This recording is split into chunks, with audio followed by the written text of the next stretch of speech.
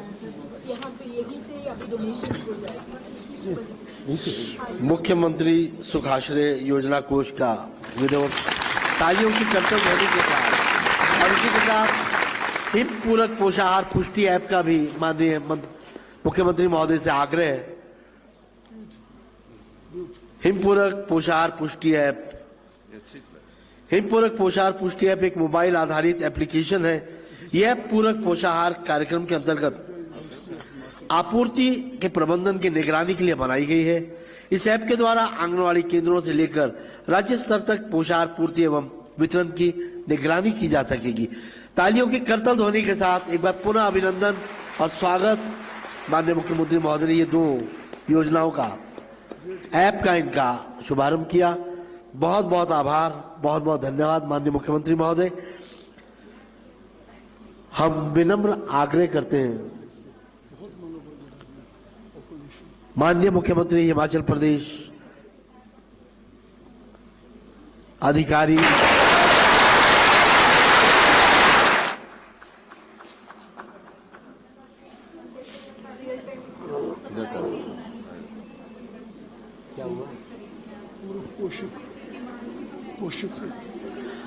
इन apps के बारे में विस्तृत जानकारी प्रदान करते हुए सचिव सामाजिक न्याय एवं अधिकारिता विभाग सुश्री एम सुधा देवी जी और अतिरिक्त निदेशक महिला बाल विकास विभाग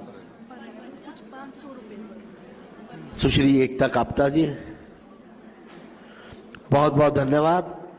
आग्रह रहेगा माननीय मंत्री महोदय, माननीय अन्य अतिथिगणों से वे कृपया स्थान ग्रहण करें।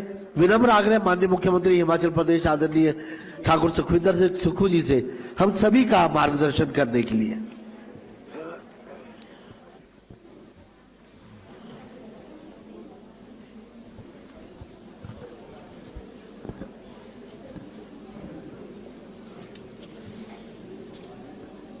सम्मानित सामाजिक एवं कल्याण मंत्री डॉक्टर धनीराम शांडिल जी, सम्मानित हमारे रामपुर के विधायक श्री नंदलाल जी, सम्मानित हमारे सामाजिक कल्याण मंत्रालय के principal secretary M Sudha ji, सम्मानित हमारे सभी इस सभागार में उपस्थित हमारी महिलाएं, अधिकारीगण, पत्रकार बंधु, 2 दिन बाद अंतर्राष्ट्रीय महिला दिवस है, लेकिन होली का पर्व होने के नाते हम इस अंतर्राष्ट्रीय महिला दिवस को 2 दिन पहले मना रहे हैं। आप सबको अंतर्राष्ट्रीय महिला दिवस की बहुत बहुत शुभकामनाएं।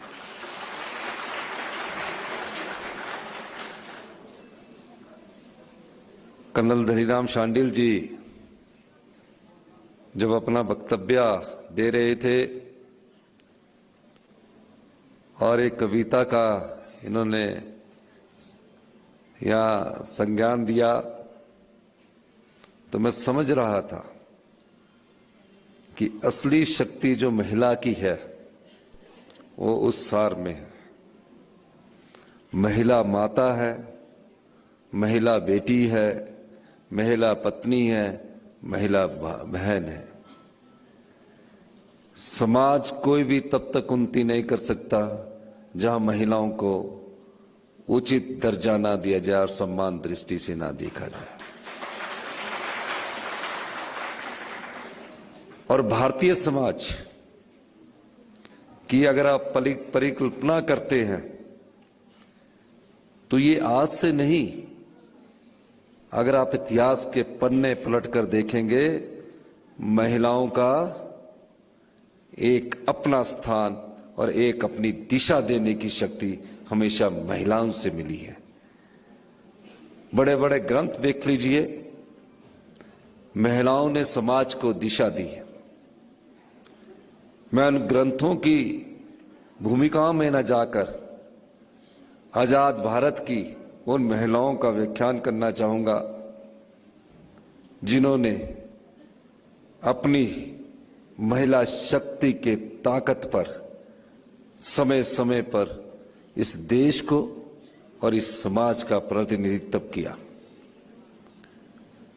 जब 1885 में कांग्रेस का अधिवेशन हो रहा था, उस समय महिलाओं की संख्या ना के बराबर थी, लेकिन सरोजिनी नायडू पहली महिला कांग्रेस की अध्यक्षा बनी और बाद में यूपी की गवर्नर बनी।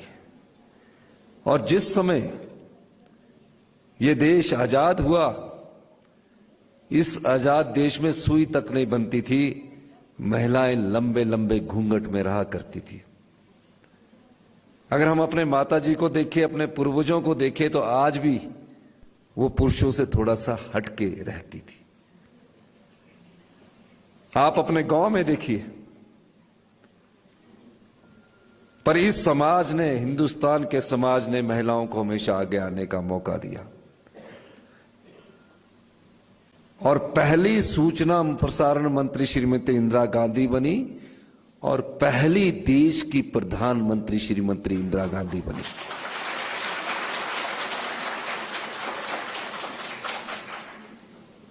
उस समय महिलाएं घर से बाहर नहीं निकलती थी। हमारे समय में भी जब हम पढ़ते थे, तो जो हमारे महिला थी, कॉलेज जाना होता था तो उसके साथ एक आधा लड़का साथ चलता था। जब समाज ने तरक्की की, महिलाओं ने आत्मसम्मान के साथ आगे बढ़कर कदम से कदम ताल मिलाकर इस समाज को मजबूती हमेशा प्रदान की। और महिला दिवस इसलिए नहीं मनाया जाता कि महिलाओं को घोषणा दे कर दी जाए, वो इसलिए मनाया जाता है कि आपकी ताकत जो आपके अंदर छिपी है, वो किसी ना किसी रूप में जहां परिवार की सेवा करती है, वहां समाज की सेवा भी करती है, देश की सेवा भी करती है। समाज धीरे धीरे परिवर्तन के दौर से गुजरता है। कोई ऐसा समाज नहीं है जहां परिवर्तन ना हुआ हो। और जब परिवर्तन होता है तो महिलाओं का योगदान सबसे अधिक होता है। राजीव गांधी देश के प्रधानमंत्री बने, 73वां और 74वां संविधान संशोधन बिल लाया गया। क्या था वो? 73वां और 74वां संविधान संशोधन वो बिल था जहां महिलाओं को पंचायती राज संस्थाओं में, नगर पंचायत, नगर परिषद में 33% का आरक्षण दिया। विरोध हुआ देश में कि ये महिलाएं ये काम नहीं कर सकती, महिलाएं यहां नहीं जा सकती। आंदोलन हुआ देश में, लेकिन कांग्रेस पार्टी की नीतियां और राजीव गांधी जी के दृढ़ निश्चय के द्वारा, राजीव गांधी जी देश के प्रधानमंत्री थे, 73वां और 74वां संविधान संशोधन पार्लियामेंट से पास हुआ। महिलाओं को पंचायती राज संस्थाओं में 33% का आरक्षण मिला।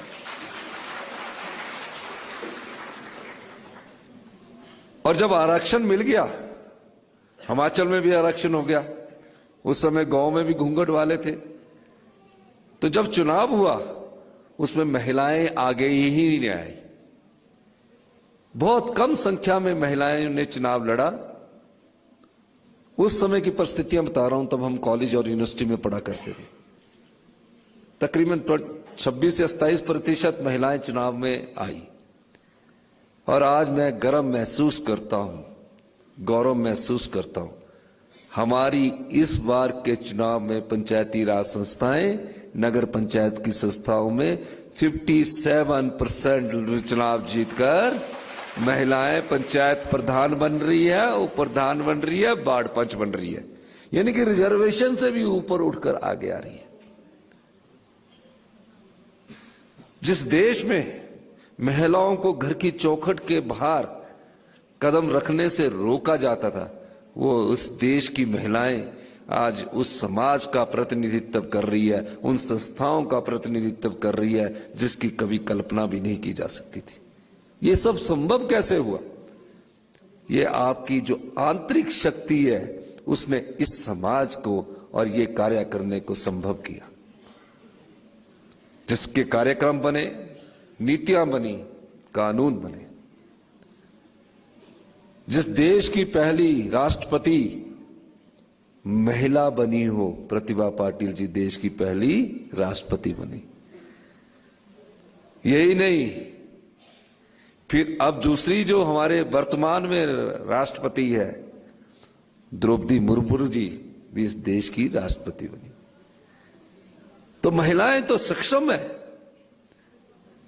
जब आप घर को दिशा दे सकती है, परिवार के सदस्यों को दिशा दे सकती है, आप कहां कमजोर है? आप तो खुद ताकत है एक। और यही ताकत इस समाज को, जो भारतीय समाज है, उसको जिंदा रखे। तो महिला सशक्तिकरण नहीं, महिला तो पहले ही शक्तिकरण के से आगे आ चुकी है। हिमाचल में, खासकर हिमाचल के संदर्भ में कह सकता हूं।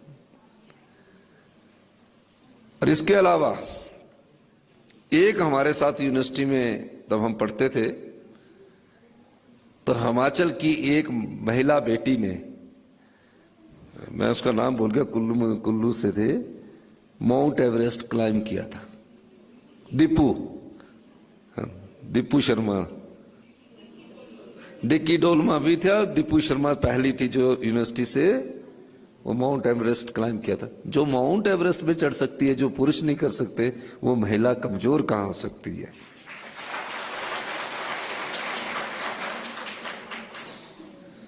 इसी संदर्भ में मेरी सेक्रेटरी साहब से कुछ चर्चा हुई है। हम कुछ योजनाएं लेके आ रहे हैं। आने वाले समय में उस योजनाओं का लाभ महिलाओं को मिलेगा। हम नहीं चाहते महिला किसी की दया दृष्टि पर निर्भर रहे।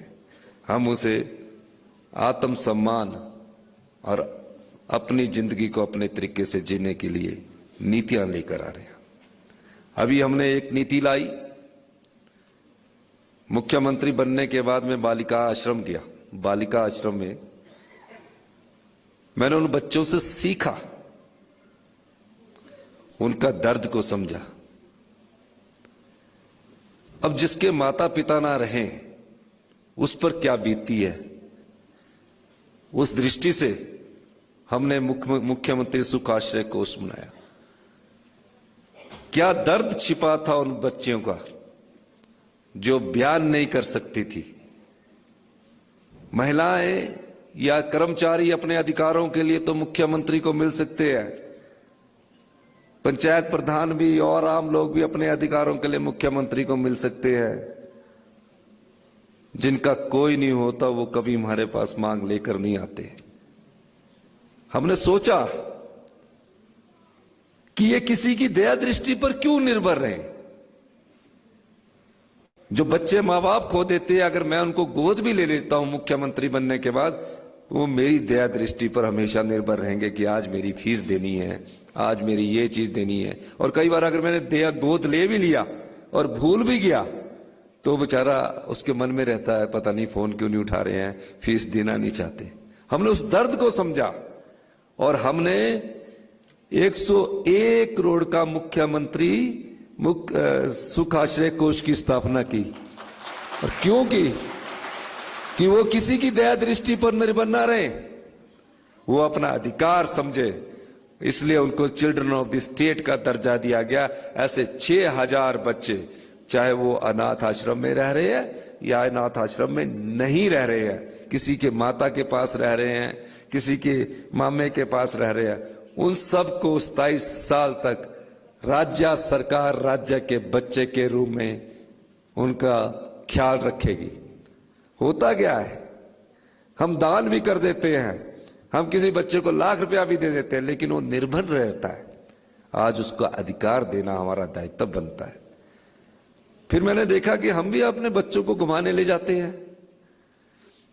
तो बच्चा अगर मांग करता है कि पापा बाइयर जाना है, मम्मी बाइयर जाना, तो इनको भी क्यों ना सुविधा दी जाए।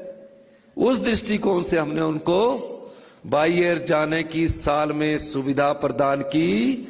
और यही नहीं, यही नहीं कि कई बार उनको ले जाकर सराय में ठहरा दिया या किसी ऐसे होटल में ठहरा दिया। हमने बोला उनका मन खुश रहना चाहिए। जिस बच्चे का मन खुश रहेगा उसकी सोच भी अच्छी होगी। तो हमने उनको 3 स्टार होटल की फैसिलिटीज की सुविधा भी दी। पहले बच्चे जो अनाथ होते थे उनको 18 साल के बाद कहां जाएंगे? हमने उन अनाथ बच्चों को 18 से 27 साल की उम्र तक राज्य के बच्चे घोषित किया। 0 से 1 वर्ष से 27 साल तक सब कुछ सरकार देखेगी। अगर कोर्सेज में जाता है या उच्च शिक्षा ग्रहण करता है या ये बीटेक करता है, डॉक्टरी की पढ़ाई करता है, कुछ भी कोर्स करता है, उसका सारा खर्च सरकार फीस का भी देगी, हॉस्टल का भी देगी और 4,000 रुपया महीने का पॉकेट मनी भी देगी। और जिस तरह हम अपने बच्चों को 5,000 गर्मी में कपड़े खरीद के देते हैं बच्चों को, और उसी तरह सर्दी में कपड़े खरीद के देते हैं, हमने ये कहा कि 10,000 रुपया हम उनको 1 साल का उन बच्चों को कपड़े खरीदने के लिए, सर्दी के और गर्मी के कपड़े खरीदने के लिए देंगे। इस योजना को हमने लागू कर दिया। मैं सामाजिक कल्याण मंत्रालय के सभी अधिकारियों का धन्यवाद करता हूं कि आपने बहुत अच्छा इसमें काम किया। सुधार होते रहते हैं, एक बार सोच को आगे बढ़ाना होता है, सुधार होते रहते हैं।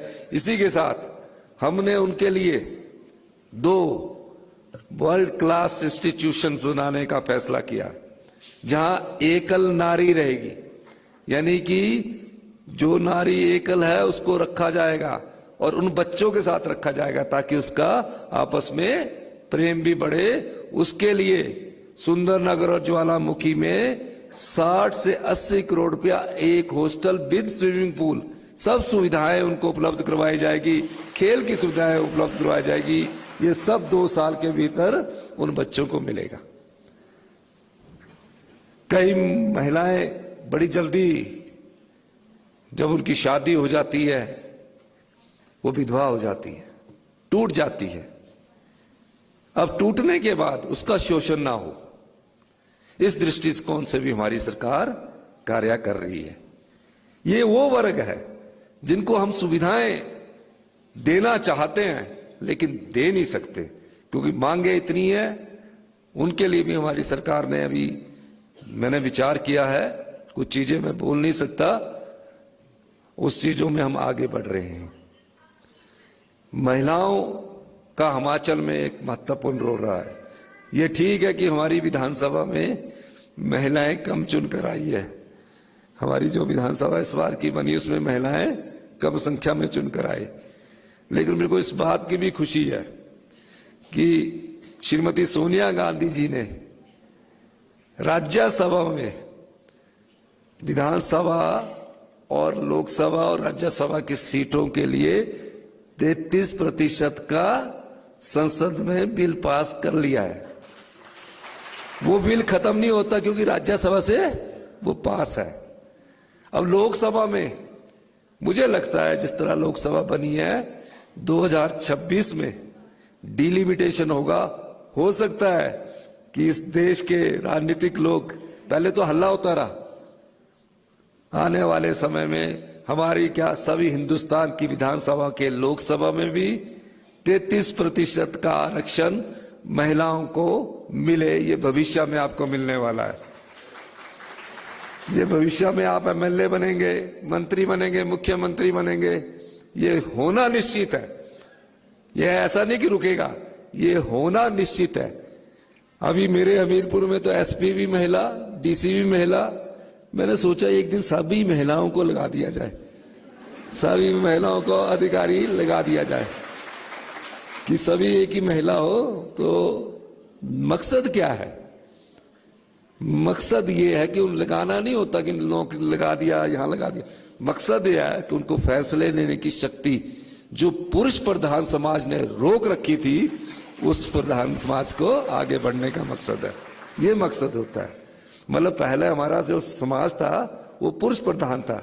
अब जब महिलाएं फैसला लेगी तो पुरुष भी उसको अमली जामा पहनाएंगे। तो हमारी सरकार इस दृष्टिकोण से भी काम कर रही है। महिलाओं का हमारे सरकारी रोजगार में काफी महत्वपूर्ण हाथ है और काफी लोग हैं उसमें। हम चाहते हैं कि महिलाएं जब फैसला लेने की शक्ति में आती है तो समाज का बहुत सुधार होता है। इन्हीं शब्दों के साथ, क्योंकि हमारी कैबिनेट है, शांडिल साहब मुझे थोड़ा सा इशारा भी कर रहे हैं कि अब हमें चलना भी है, और मैं आप महिलाओं को एक आश्वासन देना चाहता हूं। हिमाचल प्रदेश देवभूमि है, यहां महिलाओं को वैसे भी उचित समाज, हमारा समाज उचित सम्मान देता है, लेकिन आपने सम्मान को आत्म बल के दम से कमाया है। आपने अपने आप अपना सम्मान अपने आप कमाया है। अगर कोई बोले कि हमने सम्मान दिया, गलत है। महिलाओं ने जो भी सम्मान प्राप्त किया वो अपने दम पर प्राप्त किया है। इस बात की मुझे इस महिला दिवस पर बहुत ज्यादा खुशी है। ये आपकी ताकत है, पर वो ताकत कई बार निखर कर नहीं आती। लेकिन अब मैं देख रहा हूं पिछले 15-20 साल से कि महिलाओं में फैसला लेने की शक्ति बढ़ी है, महिलाओं में समाज के प्रति अच्छे कार्य करने की शक्ति बढ़ी है। तो इन सब चीजों से ही समाज बनता है। और कोई भी समाज, विश्व का इतिहास पलट कर देख लीजिए, कोई भी समाज तब तक तरक्की नहीं कर सकता जब तक महिलाएं कंधे से कंधा मिलाकर आगे ना चले। जो समाज महिलाओं को पीछे रखता है वो कभी तरक्की नहीं कर सकता। यही इतिहास कहता है, यही इतिहास के पन्ने कहते हैं।